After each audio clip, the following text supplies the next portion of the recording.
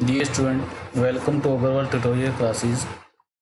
आज जो हमारा है थ्योरी ऑफ डिमांड का लेक्चर नंबर 5 है, जिसके अंदर हमें देखना है कि मूवमेंट अलोंग डिमांड कर्व यानी कि मांग वक्र पर संचलन और शिफ्ट इन डिमांड कर्व मांग वक्र पर खिसकाव किस प्रकार से होता है। जो कि हमने कल देख लिया था कि मांग वक्र पर संचलन क्यों होता है और मांग वक्र पर खिसकाव क्यों होता है, तो उसको भी हम थोड़ा सा रिवाइज कर लेंगे। उससे पहले अगर आपने हमारे चैनल को सब्सक्राइब नहीं किया है तो चैनल को सब्सक्राइब जरूर करें और बेल आइकन को प्रेस करना ना भूलें। So let's start. सबसे पहले हम कल वाला रिवाइज कर लेते हैं कि हमारा मांग वक्र पर संचलन किस प्रकार होता है। जो कि हमने देखा था कि मांगी गई मात्रा में परिवर्तन, यानी कि इसके अंदर जो चेंज होता है वो किसके अंदर होगा, हमारी मांगी गई मात्रा में परिवर्तन होगा। यानी कि यहाँ पे आपका जो चेंज होता है वो प्राइस में होता है। प्राइस में चेंज होने से आपकी डिमांड या तो बढ़ जाएगी या फिर कम हो जाएगी। अगर आपका प्राइस बढ़ता है तो आपकी क्वांटिटी डिमांडेड क्या हो जाती है, कम हो जाती है, जिसकी वजह से आपका मांग में क्या होता है, संकुचन होता है। इसी तरह से अगर आपके प्राइस में कमी हो जाती है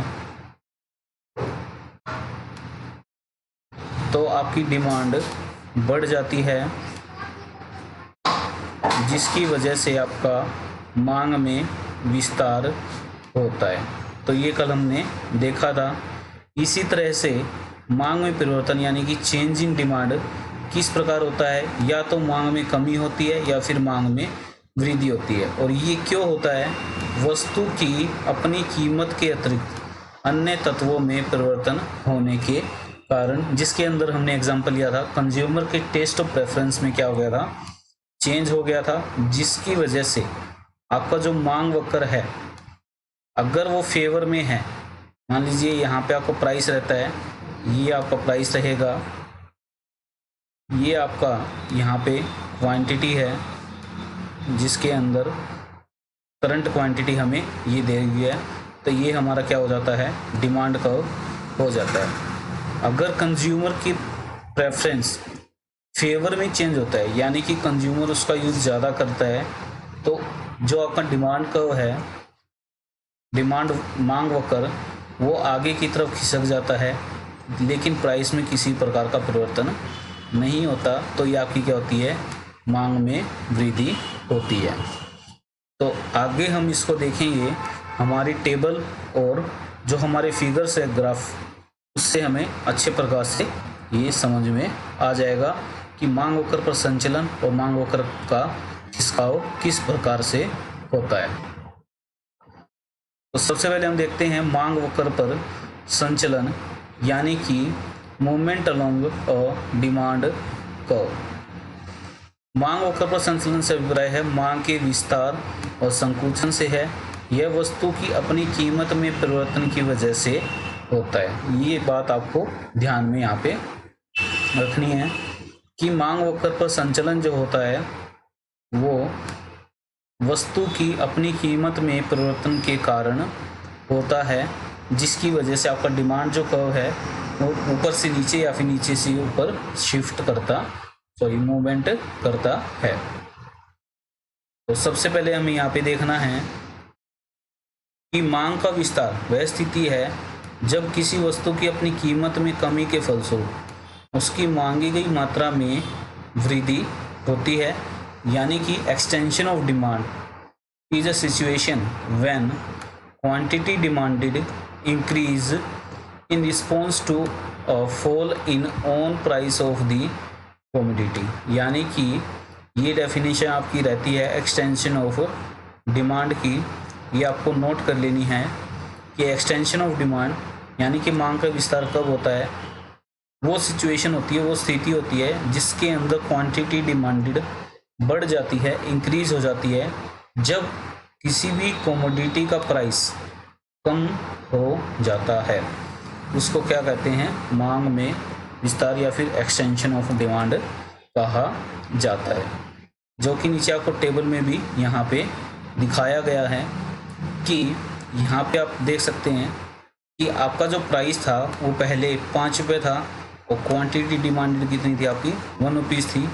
तो यहाँ पे आप देख रहे हैं कि आपका जो प्राइस है वो 5 रुपये से कम होके 1 रुपये हो गया है, जबकि आपकी डिमांड जो है वो 1 यूनिट से बढ़ के कितनी हो गई आपकी 5 यूनिट हो गई है।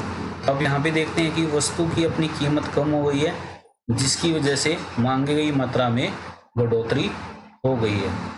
तो ये आपको फिगर भी यहाँ पे दिखाया हुआ है, देख सकते हैं कि पहले आपका प्राइस 5 रुपये था तो आपकी क्वांटिटी डिमांडेड 1 यूनिट का था।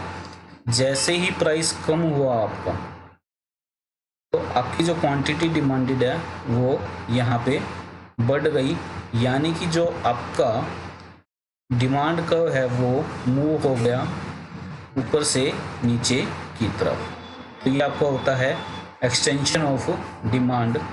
नेक्स्ट हमें जो देखना है वो हमें देखना है कॉन्ट्रैक्शन ऑफ डिमांड, यानी कि मांग का संकुचन वो किस प्रकार से होता है। तो यहाँ पे आप देखेंगे कि मांग का संकुचन वह स्थिति है जब किसी वस्तु की अपनी कीमत में वृद्धि के फलस्वरूप उसकी मांगी गई मात्रा में कमी होती है, यानी कि contraction of demand is a situation when quantity demanded decrease in response to raise in on price of commodity. यानी कि अगर किसी भी गुड्स का प्राइस या फिर किसी भी कमोडिटी का प्राइस आपका इंक्रीज हो जाता है तो उसकी जो क्वांटिटी डिमांडेड है वो क्या हो जाएगी, डिक्रीज हो जाएगी। यहाँ पे देख सकते हैं डिक्रीज, और जो प्राइस है वो क्या हो रहा है, रेज हो रहा है। तो यहाँ पे आपका क्या होगा, कॉन्ट्रैक्शन ऑफ डिमांड, यानी कि मांग का संकुचन आपका यहाँ पे रहता है। अगर आप इसको टेबल से देखें तो टेबल में आप देखेंगे कि पहले आपका जो प्राइस था वो 1 रुपीज़ था, जो कि इंक्रीज होके कितना हो गया आपका 5 रुपये हो गया है। यानी कि यहाँ पे आपका प्राइस क्या हो रहा है, इंक्रीज हो रहा है, जबकि आपकी क्वांटिटी जो है 5 से घट के कितना हो गई है, 1 हो गई है। यानी कि क्वांटिटी क्या हो रही है, कम हो रही है। तो यहाँ पे आप देखेंगे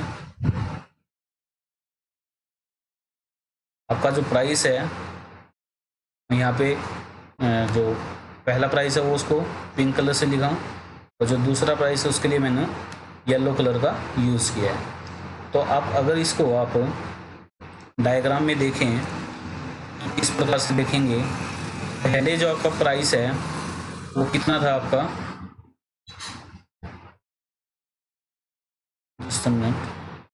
पहले जो आपका प्राइस था वो 1 रुपीज़ था, जो कि आपका इंक्रीज होके कितना हो गया है, 5 रुपये हो गया है। तो आपकी क्वांटिटी डिमांडेड 5 यूनिट से घट के कितनी हो गई है, 1 यूनिट हो गई है।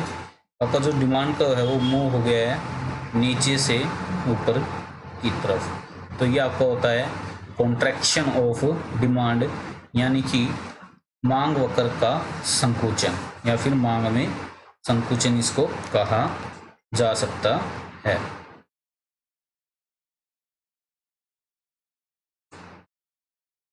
अब हमें देखना है शिफ्ट इन डिमांड को, कि हमारा जो मांग वक्र है उसमें खिसकाव किस प्रकार होता है। सबसे पहले जो होता है वो आगे की ओर या फिर पीछे की ओर खिसकाव हो सकता है।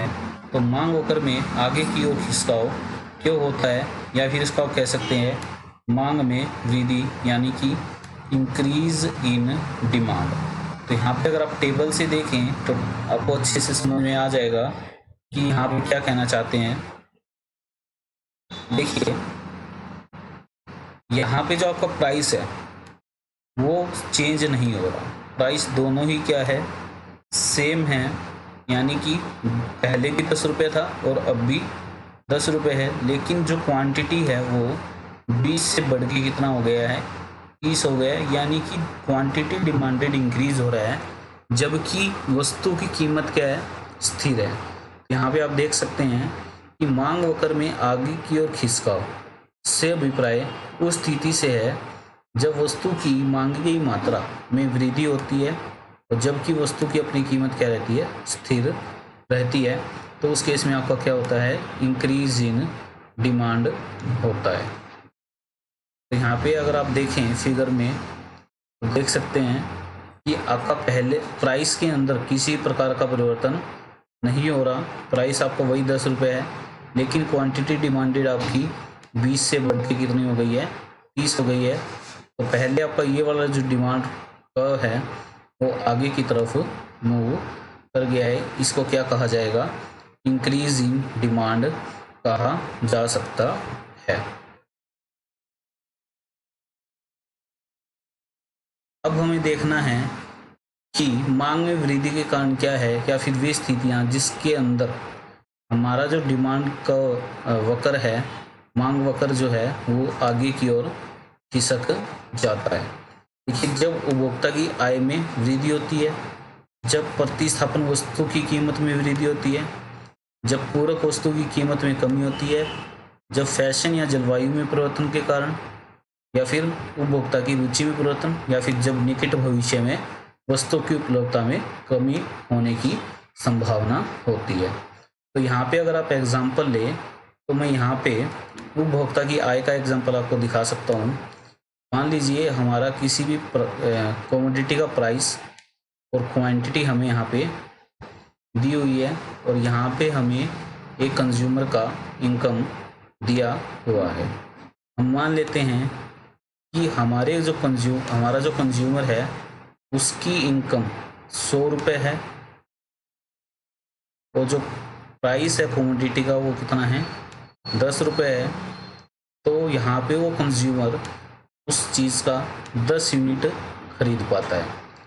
लेकिन अगर कंज्यूमर का इनकम बढ़ के 200 रुपये हो जाता है तो जो प्राइस में किसी प्रकार का परिवर्तन नहीं होता, यानी कि प्राइस उसका वही रहता है। तो इन दिस केस अब जो वो कंज्यूमर है उसका 20 यूनिट्स खरीद पाएगा।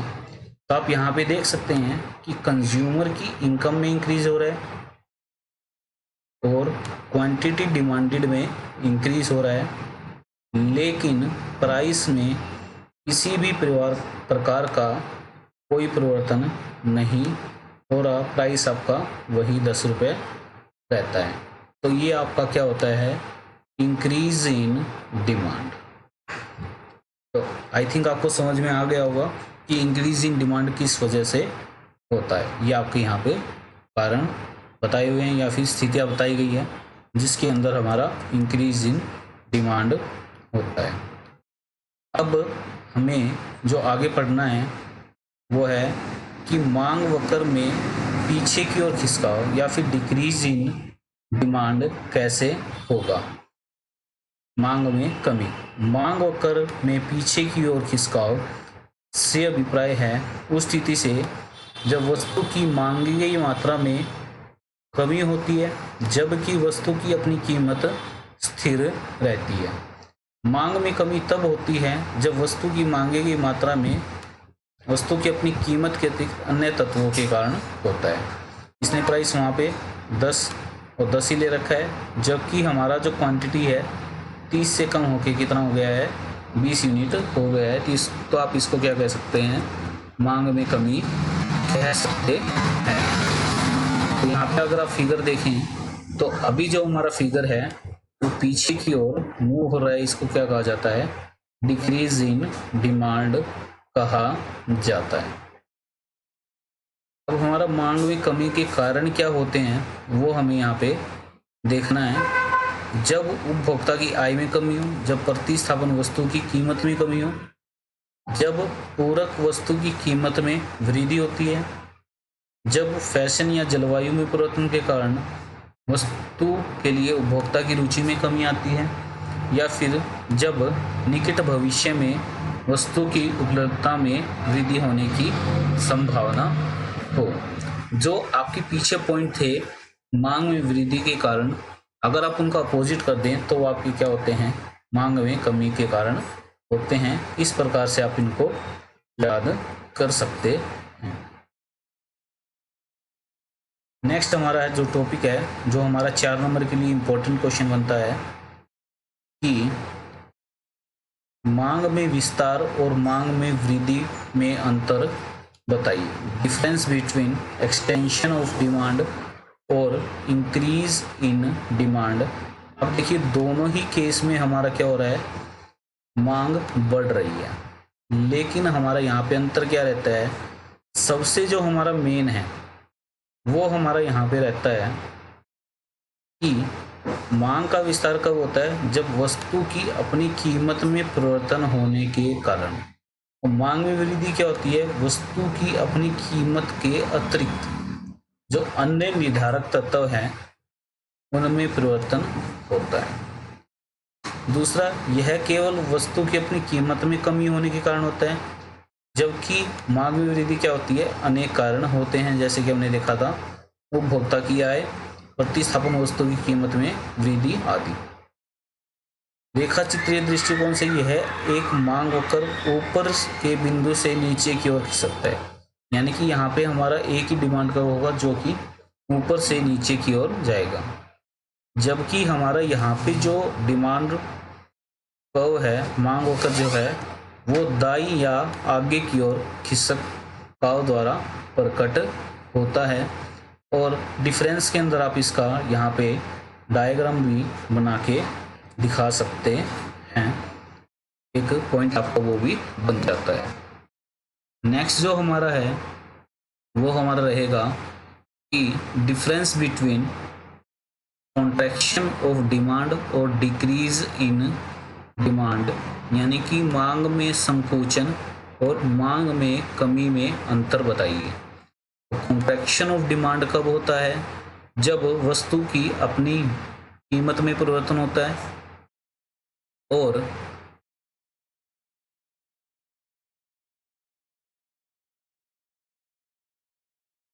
जब वस्तु की अपनी कीमत में परिवर्तन होने के कारण और मांग में कमी कब होती है, यह वस्तु की अपनी कीमत के अतिरिक्त अन्य तत्वों में परिवर्तन के कारण होती है।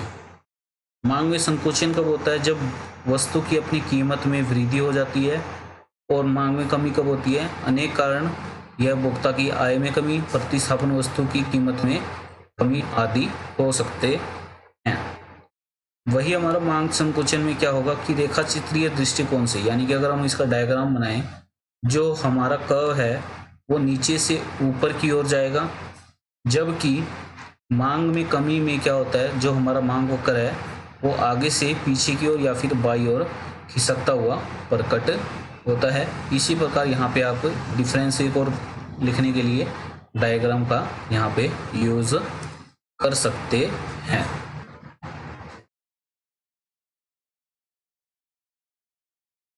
तो आज के लिए हमारा ये टॉपिक इतना ही रहेगा। तो ये आपका आज का मोस्ट इम्पोर्टेंट टॉपिक था, जो आपका हर बार पेपर के अंदर पूछा जाता है कि मांग के संकोचन तथा मांग में कमी में अंतर, या फिर मांग में विस्तार या मांग में वृद्धि में अंतर बताइए। तो ये क्वेश्चन आपको बिल्कुल ही याद होना आपको चाहिए। Thank you for watching. अगर आपको वीडियो अच्छा लगे तो इसको लाइक करें और अपने दोस्तों को ज़रूर से ज़रूर शेयर करें, ताकि उनका भी हेल्प हो सके, और चैनल को सब्सक्राइब करना न भूलें। Thank you, have a nice day.